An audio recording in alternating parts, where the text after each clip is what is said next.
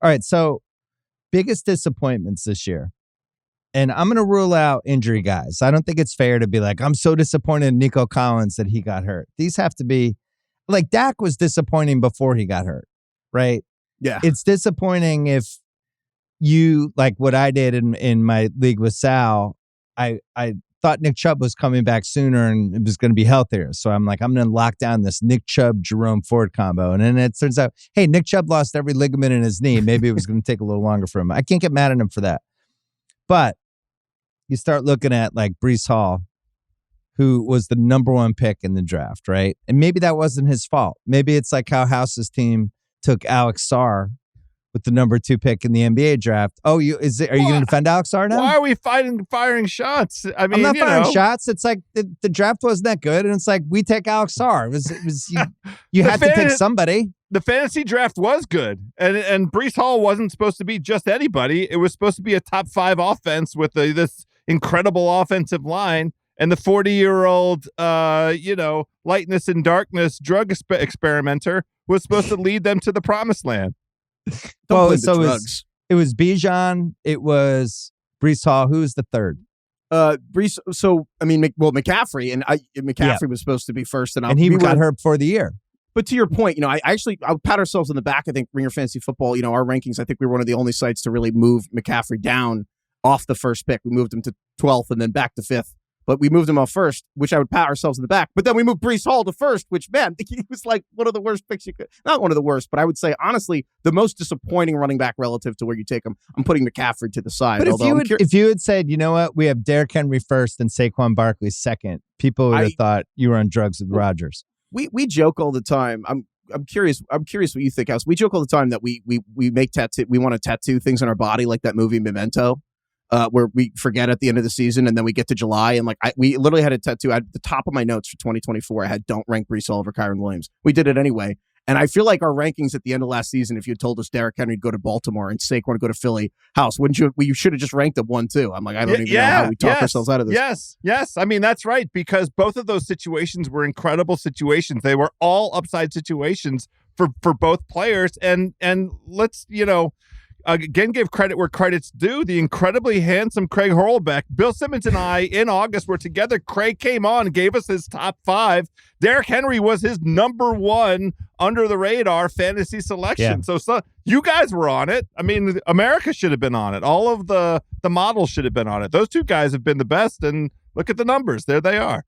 Well, maybe Derrick Henry should just be treated like LeBron at this point, where it's just like, assume he's going to keep doing this until he gets hurt. You're better off betting on it happening versus it not happening. But if we're talking real disappointments, we're talking about where you can get mad at somebody, as we do in fantasy, even though it's all fake and it's not these guys' faults that we drafted them. If you were all in on Anthony Richardson, which I think people really spent on him, right? And they're like, I don't care if he's accurate. He's going to run the ball. He's Cam Newton. And that's a disaster. Now, you can audible at the quarterback position. You can't audible if you're spending $28 to $40 on DJ Moore. So I think he has to be up there. If you're talking about first-team All-NBA fantasy football disappointments. And then Travis Etienne is another one because he was somewhere in the 7 to 11 range for running backs, maybe 12, I don't know. But he was like in that second tier. He killed me in one of my leagues. He hasn't been good any week, and he's always got the red flag with him. You never know what's going on. He's on a shit team. Tank Bigsby kind of took a lot of his plays and his minutes, and that one is just like a sunk cost, right? I think ETN quietly might be the answer here, which he's not nearly as famous or as interesting, frankly, as Anthony Richardson, but you're right. Like, you know what? If you have Richardson, it sucked. You're probably angriest at Anthony Richardson, but you can add Bo Nix.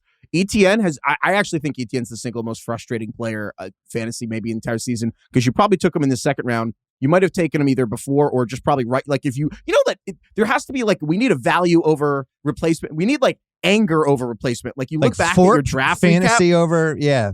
Yeah. Because you look back at the draft recap and you're like, oh, it went Derrick Henry, Saquon, Kyron Williams, and then I got Travis Etienne. Like, that's the worst thing you can look back at and see. He's better when he's out because then you play someone else. When you play Travis Etienne, he gets 2.5 points. That's the worst possible thing. It's a FARP. It's the fantasy anger replacement level. Yeah, exactly. This is good. So ETN had the highest FARP. Oh, yeah. I think Davante Adams has to be on there, too. There's still a chance for him to salvage it, but I was surprised that he was going where he was going. Fantasy anger replacement theory is fart. There we go. Yeah. One of the things I've noticed with fantasy, and especially because I've been doing it since 1990, House is probably somewhere in the mid-90s, but we always discount the awesome receiver who's got shit quarterbacks. And it's like, well, no, it'll be fine. It's Davante Adams. And it's like, it actually won't be fine. He's got Aiden O'Connell and Gardner Minshew throwing the ball. Guess what? It's not going to be fine. And then you watch that quarterback show and he's bitching about Garoppolo the whole time. And it's like, he's probably not going to handle this well either. So that was one of the ones where I was amazed people were talking to him.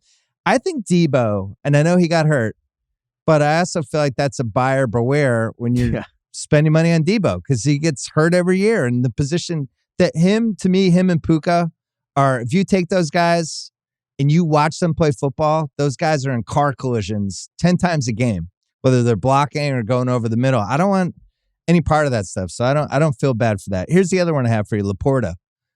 Laporta is being treated like Kelsey, right? What happened? We joke on our show that there are certain players that are like, did you know that there's a fourth Jonas brother? There's actually 4.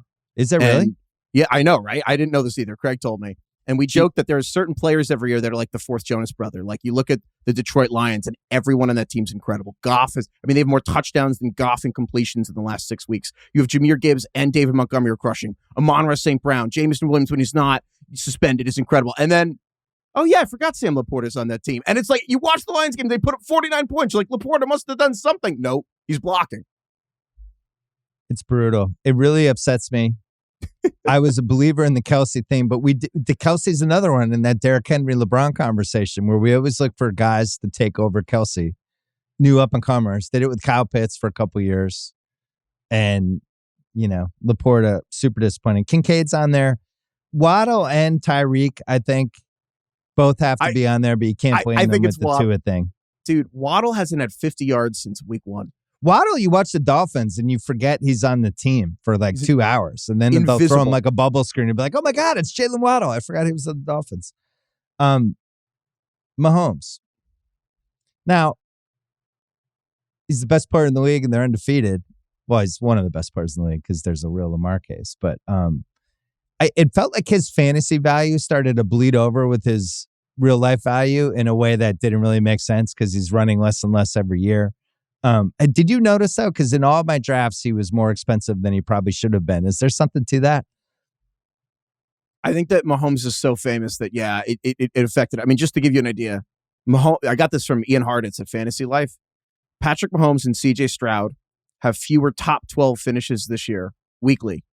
Mahomes and Stroud, fewer top 12 weekly combined than Daniel Jones. Oh my God. So that's how Patrick Mahomes and CJ Stroud are doing. Well, if you took Mahomes, that's on you because all you had to do was watch football last season. Like it's a different offense, a different system, a different set of weapons. Like if you took Mahomes and paid for it, you get what you deserved. And and then the other disappointment was if you back Caleb over Daniels, right? Yeah. If you're like, I believe in a rookie QB.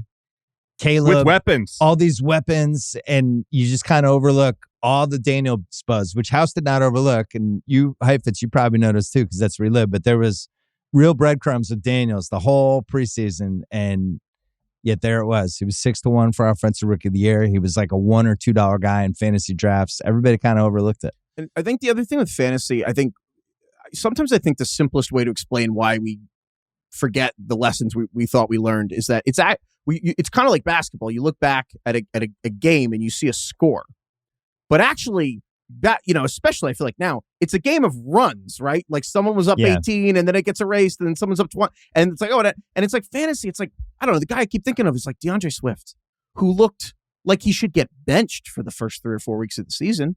Yeah. And then in September, and then in October, DeAndre Swift's like a top 8 running back in fantasy. And it's all kind of like that. And you look back and you remember it a certain way. But the reality is DeAndre Hopkins is someone, like you were saying, who was released by a lot of people. And you know what? Going forward, Kansas City, he's the first player who's actually an A or an A+ at catching the football Patrick Mahomes has ever played with at any level his entire career. And you're like, he could be a top 5 receiver going forward purely because he could catch the ball from Mahomes. And so, but we don't think of it that way when we look back. You know what I mean? We see the whole thing. We remember it a certain way.